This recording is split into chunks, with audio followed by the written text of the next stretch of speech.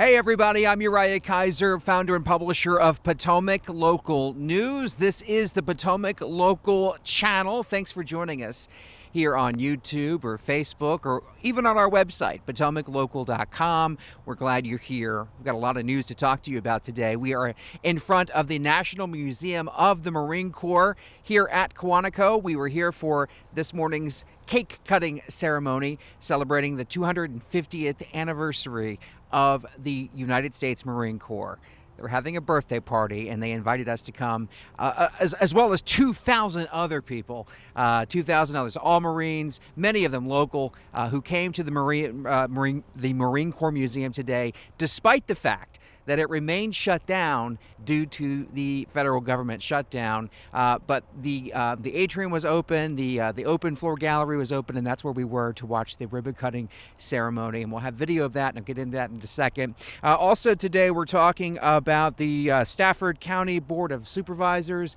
They want clarification on the movie theater deal that has long been talked about for North Stafford. You know, we've been covering this story since before the election. We've been pressing local leaders for answers, including Supervisor Dr. Pamela Young. We confronted her on this past week, demanding answer. We asked her about why she claimed in a campaign mailer that she had secured a deal for a movie theater for the Garrison, a currently empty plot of land in North Stafford, and now her fellow supervisors are calling for transparency on this project. We'll have details on that. And finally, in Manassas Park, we're heading out to Manassas to talk about a 15-year-old problem at the railroad crossing there. The railroad crossing arms not working properly, and we have what the city council is doing to address the problem with Dominion. So before we get to all that, again, thank you for watching us on Potomac Local News and joining us here on the YouTube channel. Please like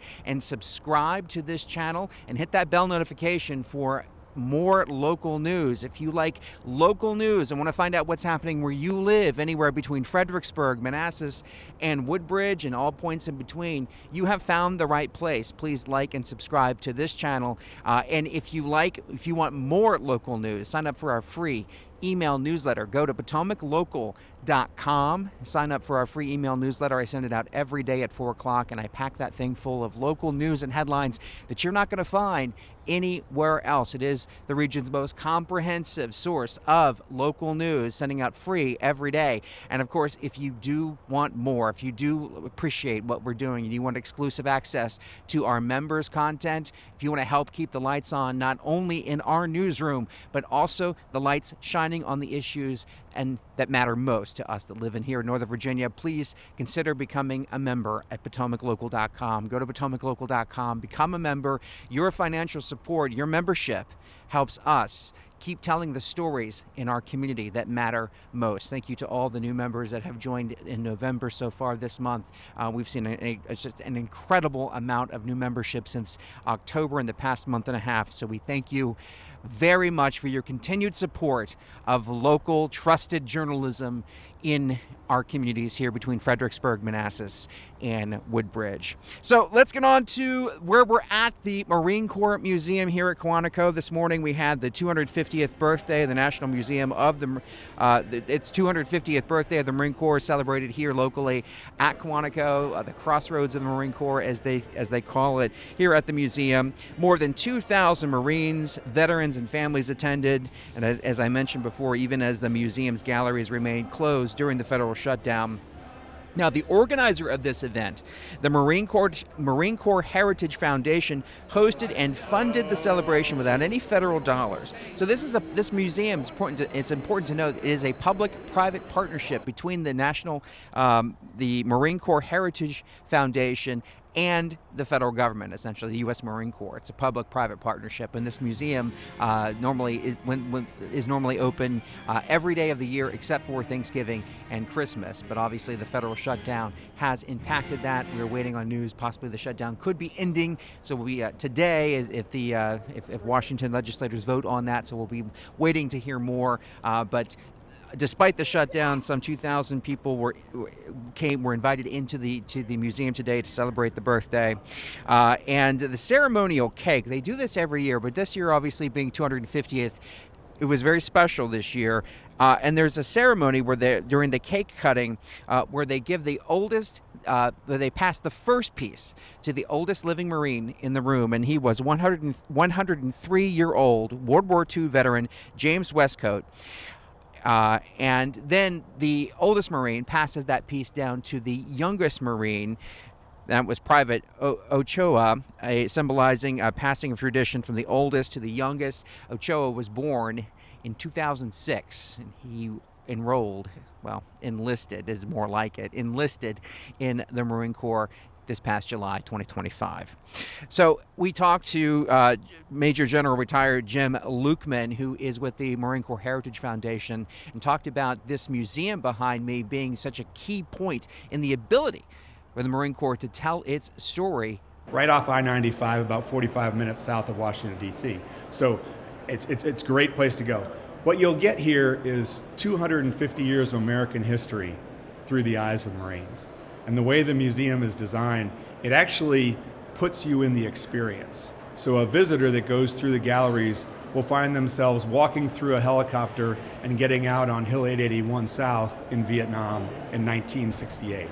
Or you'll find yourselves in a cold, dark room with Marines guarding Tak Tong Pass in 1950. So it really puts you through the experience of what it means to be a Marine.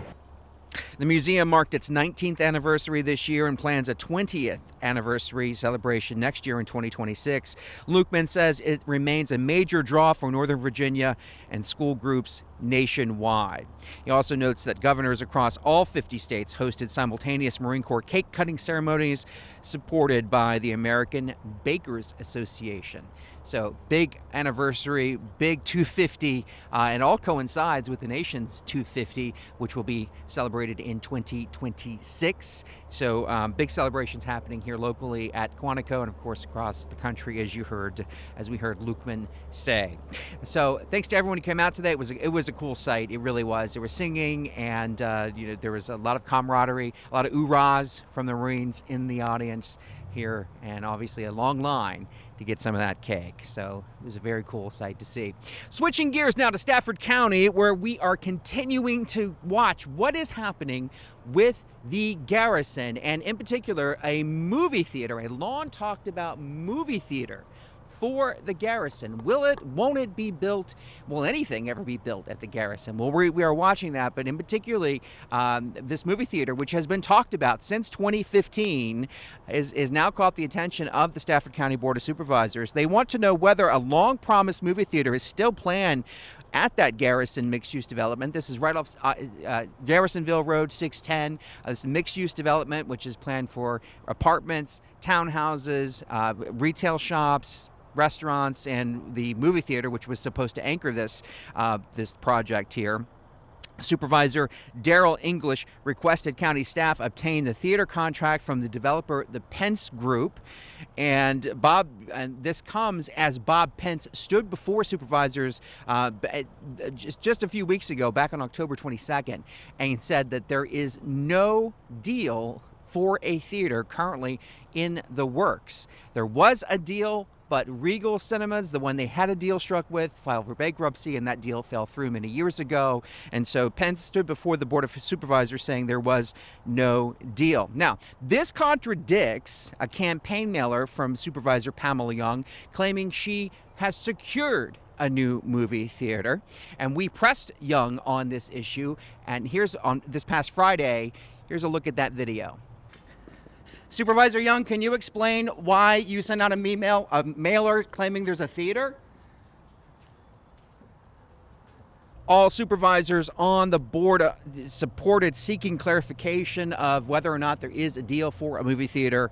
Monica Gary, who represents the Aquia District, said residents deserve to know where things stand. The county attorney said any contract would likely remain private under state law.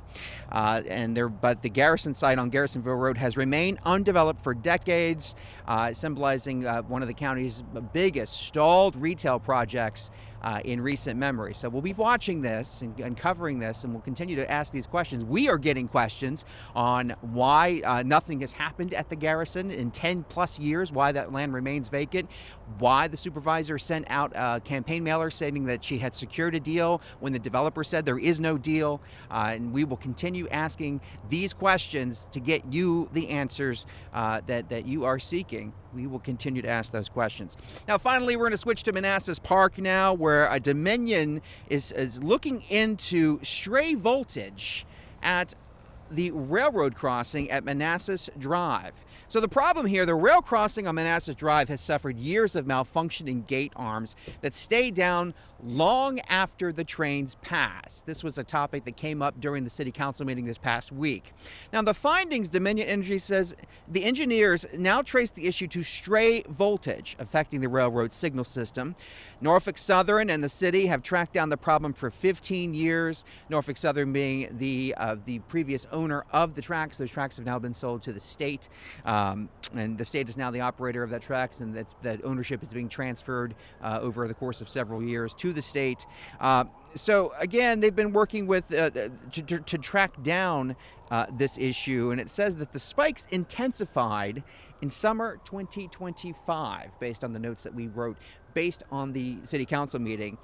So the cause, Dominion says the problem worsened when a nearby transmission line was taken offline, increasing the electrical load in the corridor.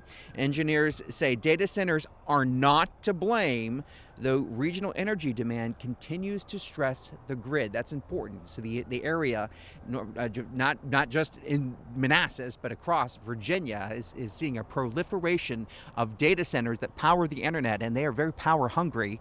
So that every time we have a power outage or any sort of electrical issue, data centers are the first thing people start talking about and wondering, hey, are they somehow involved in this electrical issue? So these questions are now coming up frequently now, and so that was the response from Dominion.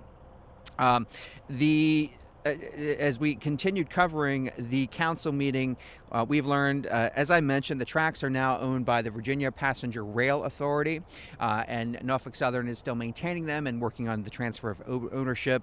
And the problem with all this, it puts a strain on police, that when those arms don't work, you got to get cops out there to direct traffic and make sure everything's running smoothly, so there's no confusion for drivers who need to get where they're going on Manassas Drive, one of the city's busiest thoroughfares. So when all that happens, police are out there directing traffic and called away when obviously they could presumably be doing something else to serve others. So that's what we're watching today, Monday, November 10th, 2025. Again, thank you for watching us here on Potomac Local News. I am Uriah Kiser. Don't forget to like and subscribe to our channel and share with a friend. Please, if you want more local news from where you live in Fredericksburg, Manassas, and Woodbridge, and all points in between, please tell a friend this is where to get it. Share our content, share a story, and visit us for the latest news, PotomacLocal.com. Have a great day.